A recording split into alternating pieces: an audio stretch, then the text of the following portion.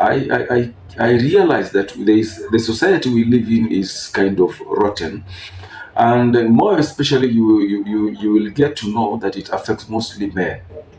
And when I went into understanding more about this issue, why it happens, it's surprising to know that the few things that are coming out is only along the poverty lines, lack of education, lack of knowledge, and worst of all, lack of confidence, fear in court.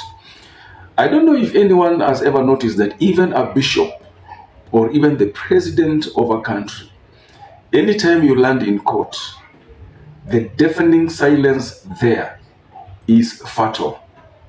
And most people, once you get to court, you lose your memory. You have no knowledge of why you are there, because the fear of losing your freedom is so intense that even the judges themselves, the magistrates, if they appear before court, there is a spirit that grasps one, and you tend to lose all your confidence, all your courage, all the knowledge, whatever you had in your mind is kind of cleared.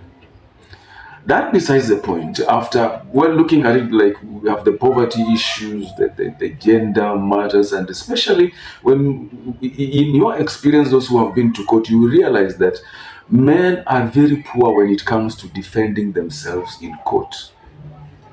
Extremely poor creatures when it comes to defense. And you will notice that men can only defend themselves physically, but when it comes to logical or explaining yourself on whatever factual matters, court requires facts for you to be able to explain yourself and defend yourself in whatever incident you have.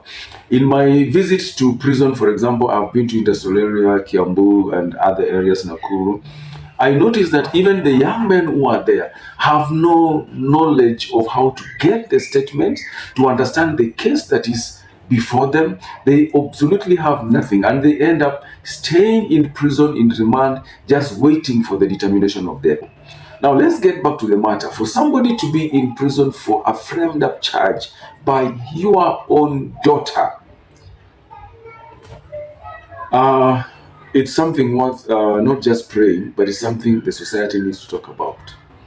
If it reaches a point where you frame your father, then the demon is not just at work, but we have become devils at large. This is your own blood. And I